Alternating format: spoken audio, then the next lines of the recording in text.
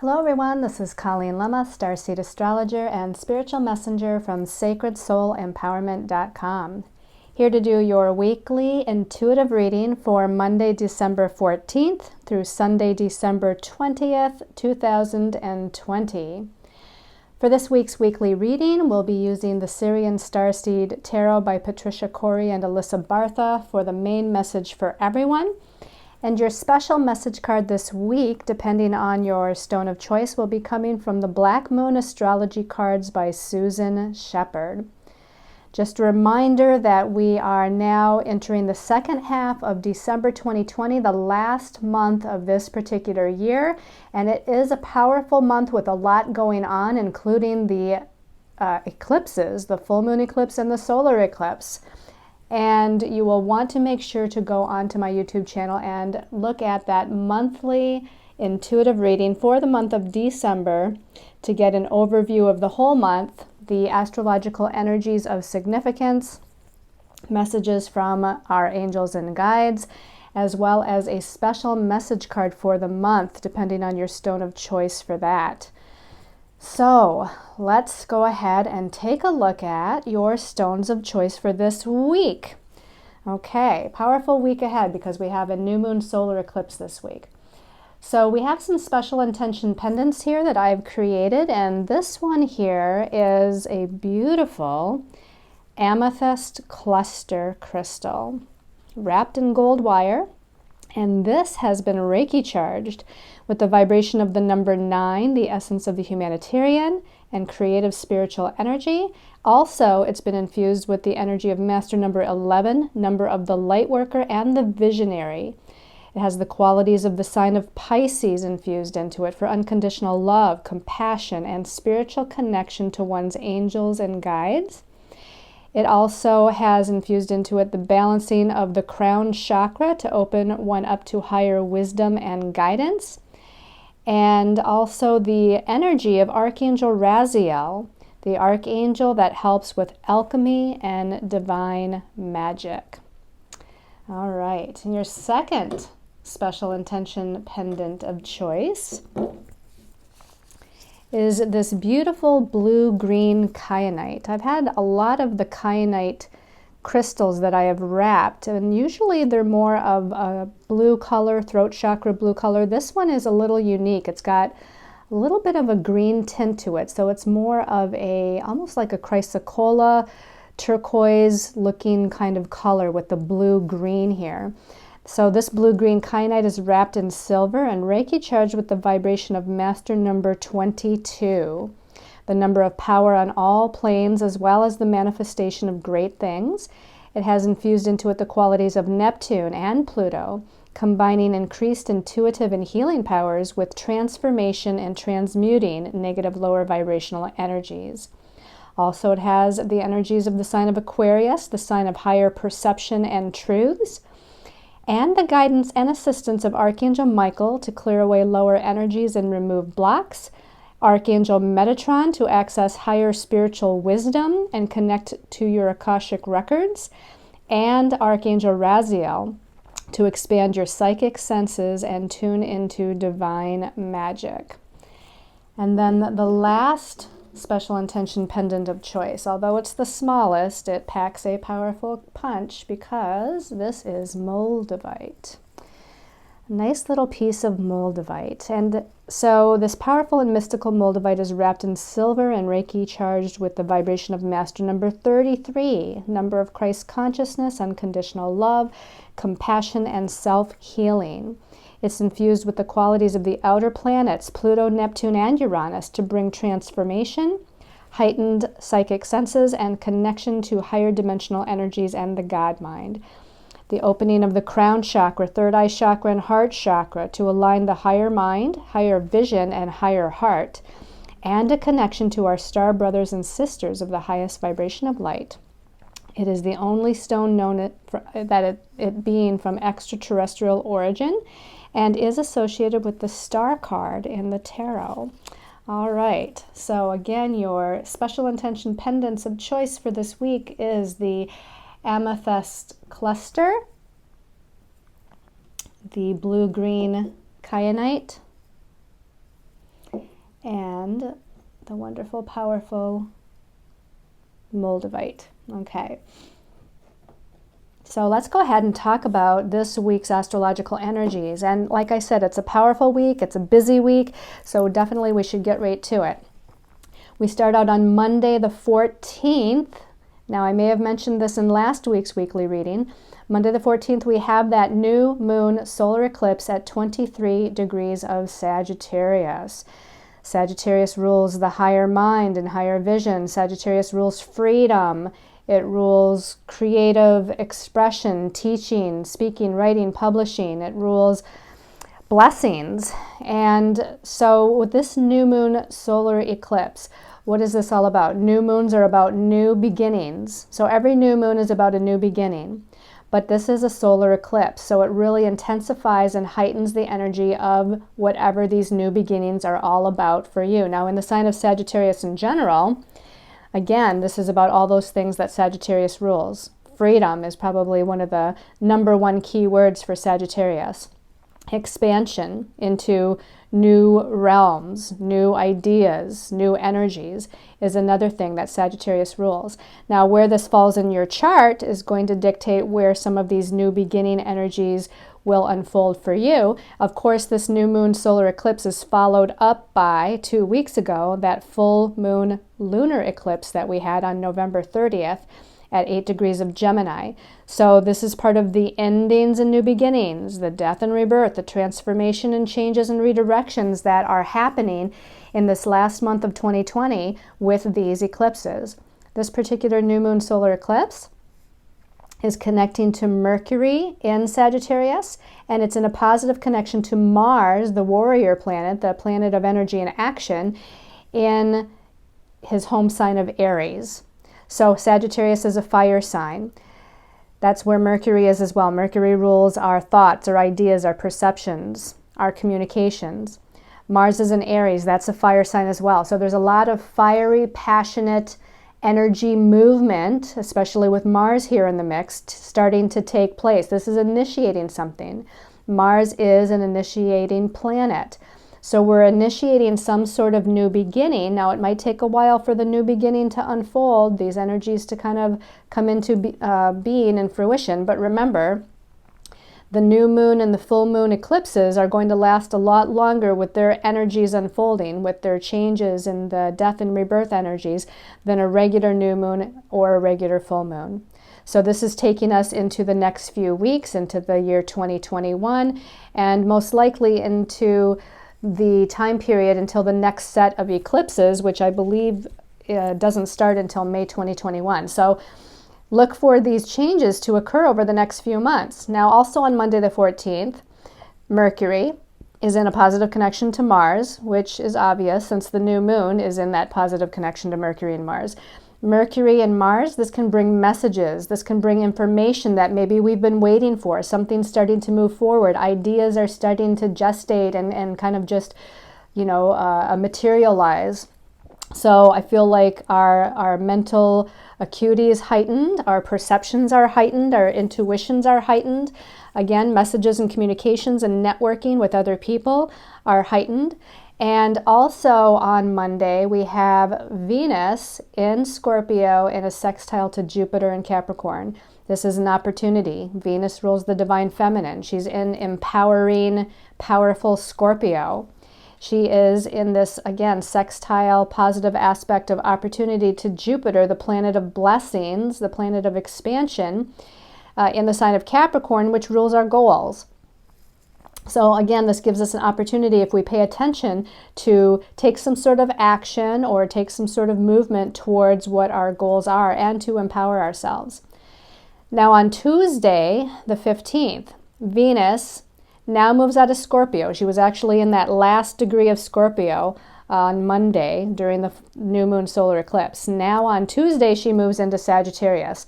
She's lighter, she's brighter, she's more freedom-oriented, she's more energetic, she's idea-oriented. And this is, again, blessings, abundance, prosperity in the realm of Venus. Venus rules relationships, partnerships, our values, our money, our finances, and all of our personal resources. So there could be something wonderful starting to unfold here as Venus moves into Sagittarius, and she'll be there for a few weeks. So this is, again, within relationship matters, she's much more freedom-oriented and independent. Within personal resources or money and finances matters, there could be blessings coming to us. There might be something that, comes in almost as a blessing from the universe or from other people in some way, shape, or form. Also on Tuesday the 15th, we have Chiron, the wounded healer, turning back to direct motion at 5 degrees of Aries. Now, Chiron has been slowing down for quite some time. It's a pretty slow-moving planet or asteroid. So I want to say for probably at least the last 2 weeks, maybe 3, we've been feeling Chiron, the wounded healer and shaman, starting to slow down to turn to direct motion. This might be bringing up, or has brought up for us over the past couple of weeks, wounds regarding our sense of self, our self-identity, our self-confidence, our self-value, our independence, our take charge or leadership ability. So all of these things have been coming up from the subconscious, bubbling up from the subconscious to the surface of our psyche so that they have an opportunity for healing. Now Chiron's moving back to direct motion. It'll take a few days to start picking up speed, probably even a few weeks to pick up speed. So just know that this time period, we're focused on self-healing. On Wednesday the 16th and into Thursday, depending on what part of the world you live in, Saturn is moving out of Capricorn, his home sign, and into Aquarius, which actually is a sign that he co-rules. In ancient times, in ancient astrology, Saturn ruled both Capricorn and Aquarius, and that wasn't until later, into the 1800s, when we discovered the planet Uranus, that Uranus became the modern ruler of Aquarius. So Saturn is going to play out a little bit different in Aquarius than it did in Capricorn. Capricorn is about the patriarchal system, the third dimensional systems and organizations, monetary systems, etc., political systems that are in place on our planet. Aquarius is very futuristic. Aquarius is about humanitarian ideals, how to help the collective, how to help the planet, how do we make things equal for everyone involved here on the planet. Aquarius is this very humanitarian, group-oriented energy of looking towards the future and trying to assess what's in the collective's highest and best interest and how can we attain that future vision. So Saturn is a planet that brings up karmic lessons, and it's also the planet of restriction and limitations, but Saturn in a positive sense is about restructuring and manifestation. So this is really important because as we move to Saturday the 19th, we have Jupiter moving into Aquarius as well. Jupiter is also moving out of Capricorn and into Aquarius. Now, this is the thing here, is that Saturn is in each sign of the zodiac for 2.5 years. And so for the past 2.5 years, it's been in Capricorn, his favorite, I guess, ruling sign, if you want to call it that, which has brought up a lot of these patriarchal systems on the planet, restrictions, limitations, rules, regulations kind of energy, and karmic situations regarding those energies, and now is moving into the Aquarian humanitarian ideal sign of Aquarius. Jupiter has been in Capricorn for the past year and expanding the energies of that Capricorn third dimensional patriarchal system energy, especially because Jupiter was traveling with Saturn through Capricorn and traveling with Pluto, who is still in Capricorn for some years to come. But now that both Saturn and Jupiter are moving into Aquarius, it's giving birth to a new kind of energy. Jupiter is about expansion, so we're expanding into the humanitarian energies. Jupiter is about blessings, and so networking with groups of like-minded people or working on things that can help the collective is going to bring blessings into our lives. Now, a little heads up here is that as we move to next week's reading on the 21st, Monday the 21st, which is actually the winter solstice here in the Northern Hemisphere, Jupiter and Saturn come together at 0 degrees in a conjunction, kind of, again, solidifying the birth of that Aquarian energy. But know that both Saturn and Jupiter on the 16th and the 19th respectively, moving into Aquarius, is a very positive sign as we're moving into a new year of 2021 here on the planet, here for the collective. Now also on Saturday the 19th, Venus in Sagittarius, newly in Sagittarius, is in a positive connection with Chiron, the Wounded Healer in Aries. So again, there's a healing taking place within regards to our sense of freedom, in a sense of expanding into inspirational, positive, optimistic energies in regards to our self-identity and self-confidence. Also on Saturday the 19th, the Sun is connecting to Mercury in the sign of Sagittarius. So the Sun is highlighting or shining its light on this Mercury energy of thoughts, ideas, perceptions, and communications in the optimistic, positive, kind of future-oriented, expansive sign of Sagittarius. On the 20th, Mercury moves into Capricorn. So when the Sun and Mercury came together on Saturday in Sagittarius, Mercury was at the last degree of Sagittarius and is now moving into Capricorn on Sunday. The Sun will move into Capricorn on Monday the 21st, but that'll be a part of next week's reading.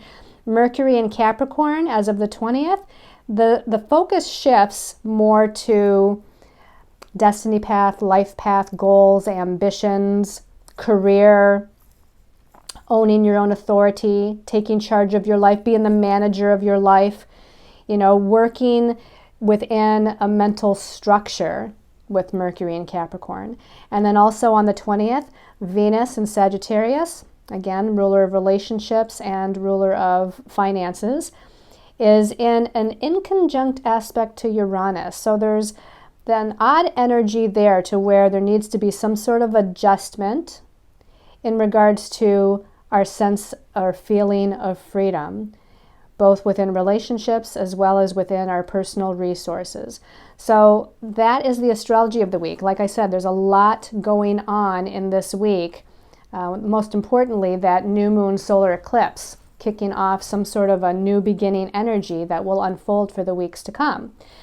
So let's go ahead and take a look at the cards, because also, just like we had a lot of astrological energies, we have a lot of information here and messages from our angels and guides. You can see there's 5 cards here that wanted to come out. So the first card here is Major Arcana number 18. This is Luna. Not surprising, we have a moon card here. This is actually the moon in the traditional tarot. Now, although this card shows it as if it were a full moon, this, of course, is reminiscent of the new moon solar eclipse.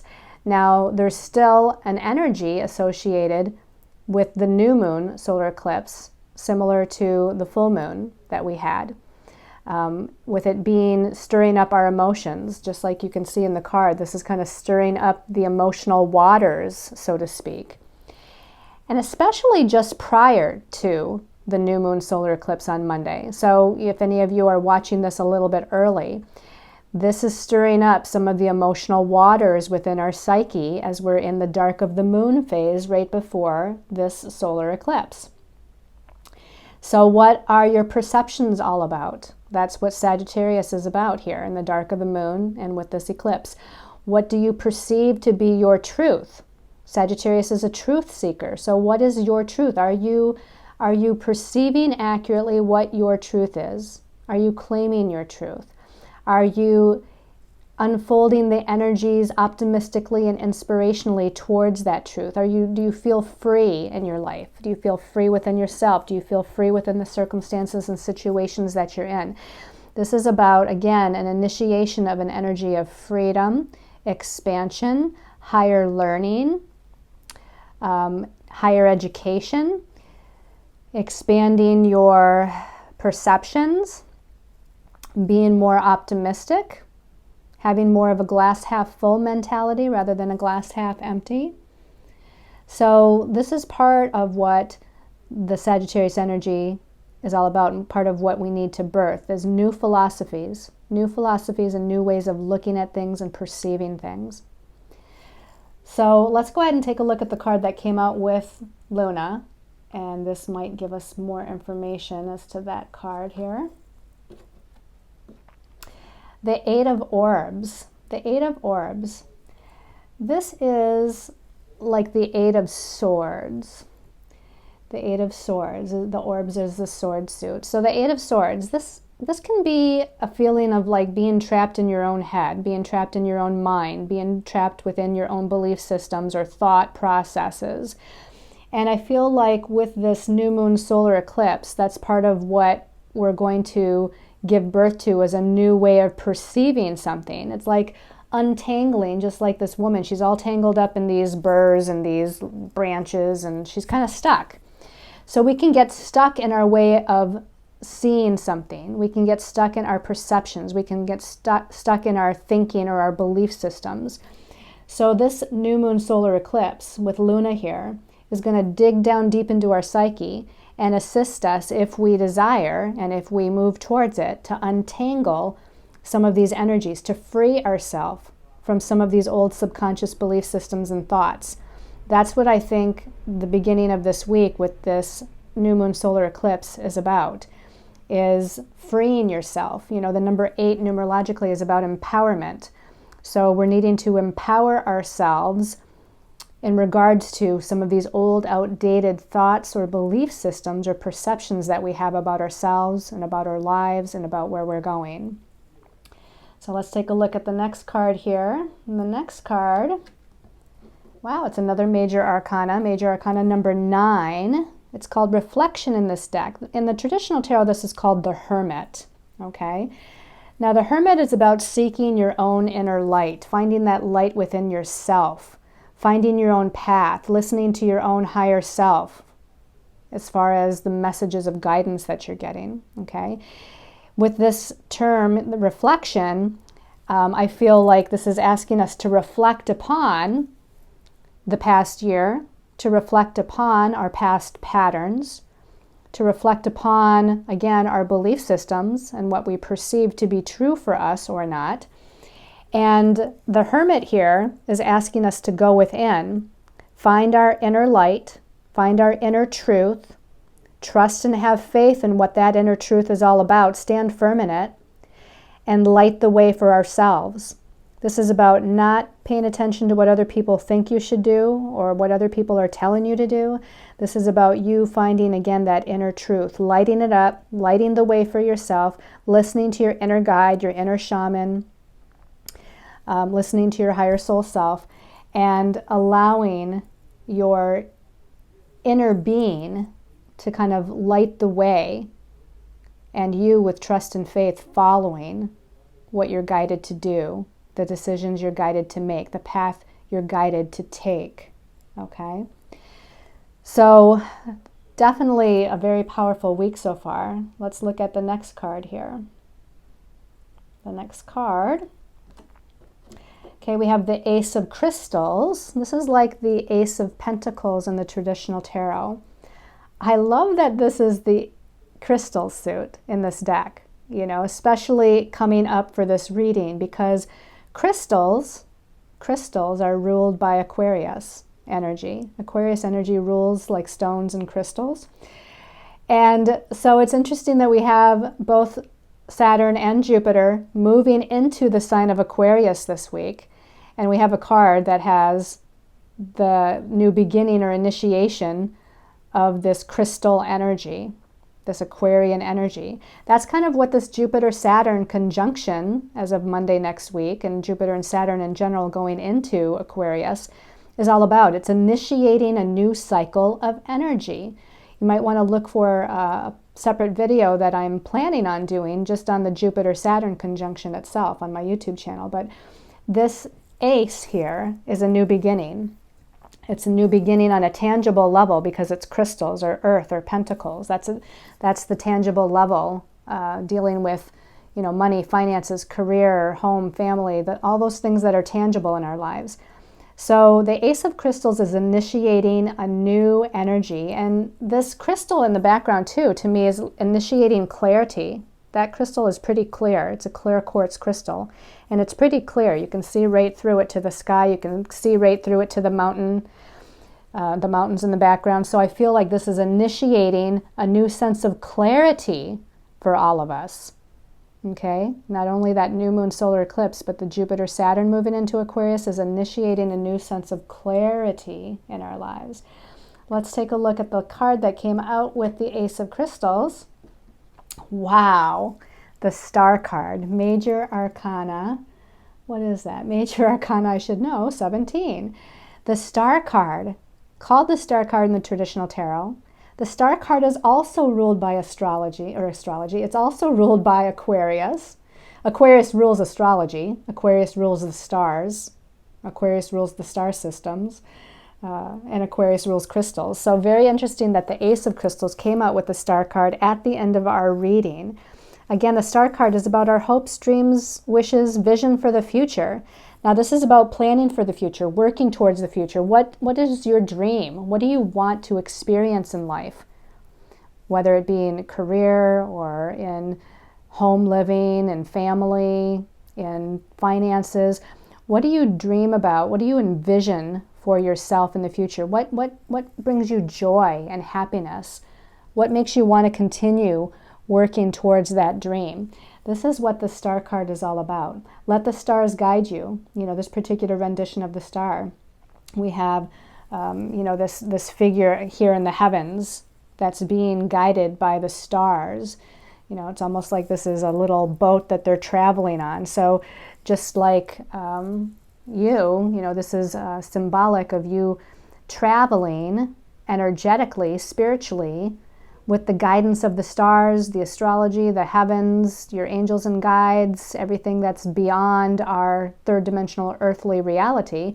That's what's guiding us towards the star. That's what's guiding us towards our hopes, our dreams, our visions for the future. So this is a wonderful way to kind of end this particular reading, but we have to look at what your special message card is. I feel like I want to put the moon card over top of that 8 of orbs. Let's go ahead and take a look at your special message card depending on your stone or pendant, if you will, of choice. So I'm going to take a breath here and we're going to shuffle. And I chose the Black Moon astrology cards because of the eclipse this week. I felt like we could have some astrological guidance for each grouping of people depending on their stone of choice. So for those of you that chose the Amethyst Cluster, special intention pendant, Amethyst Cluster people, special message for Amethyst Cluster people.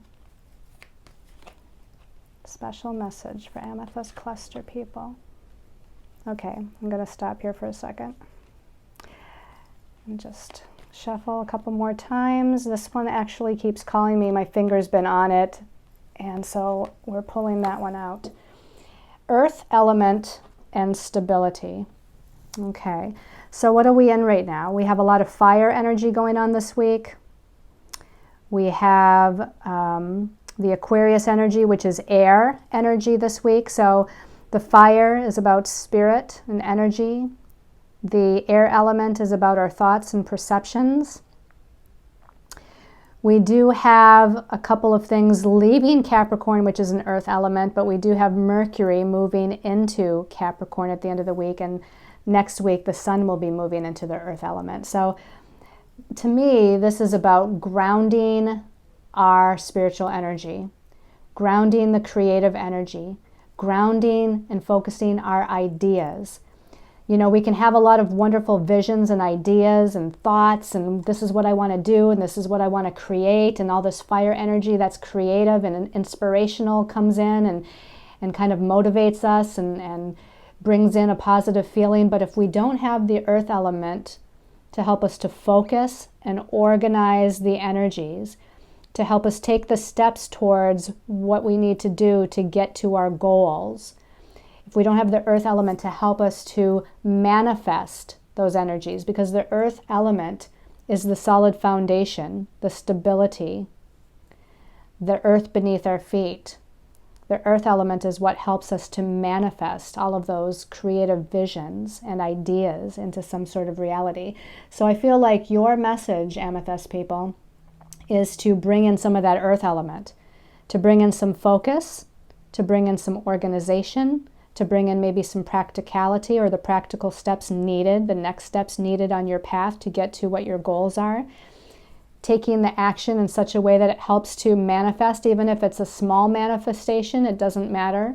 You just need to start manifesting small, tangible things towards what it is that you're trying to accomplish, towards what it is that you want to bring into reality in your life. So start to bring what's up here in the spiritual realm, or what's up here in the mental realm in your thoughts and ideas. Start to, with this triangle here, pointing downwards, start to bring it into focus, into some sort of manifestation through some sort of step or action. Okay. And then for those of you that have chosen the blue-green kyanite, blue-green kyanite. They're also saying about the earth element is that some of you may have been knocked off your center for quite some time with these weeks or months of 2020. So needing to find things, activities, situations to ground you back into yourself, to ground you a little bit, to help you focus just within yourself, okay? There's too much kind of you're being pulled in too many directions and you're not like grounded, so that just came in. So again, going back to the blue-green kyanite, special message for blue-green kyanite, special message for blue-green kyanite. This one called my attention when I opened my eyes. We have Leo and I will. Now again, we have some Sagittarius energy, that's fire. We have some Aries energy with Chiron being there, that's fire. Leo is the other fire sign. So here we're talking about your sense of willpower, your sense of leadership, your sense of take charge ability. Leo is the leader. Leo is the king. Leo is creative. Leo is fire energy, action and energy. Now we have the sun. Again, I think this new moon solar eclipse is significant for you because the sun is up here in the corner. Of course, all of this golden yellow relates to the solar plexus chakra. Isn't it interesting that I have my golden yellow sunflowers in the background today? That's really, gold is the color. Golden yellow is the color for Leo. So perfect that we have those flowers and perfect that we have the Leo energy. In fact, as I'm saying that, they're saying some of you might look into the flower essence sunflower. Sunflower is a flower essence where you can kind of increase your sense of personal power, strengthen that self-confidence and leadership ability within you. So that's definitely a message for you.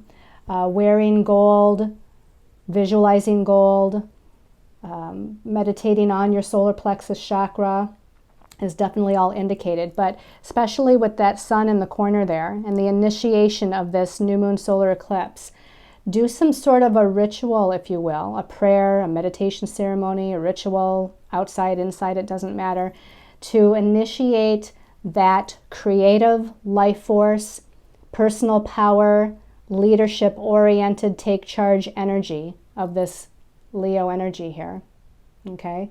That's going to be a good thing for you to do during this solar eclipse. And I feel like it should be, if you can, outside. I know some of us are in places where it's just too cold maybe, but if the sun is shining, get outside and do some sort of a meditation or intention ritual or prayer, even if only for a few minutes in the sunlight. That's going to help to supercharge what your intentions are.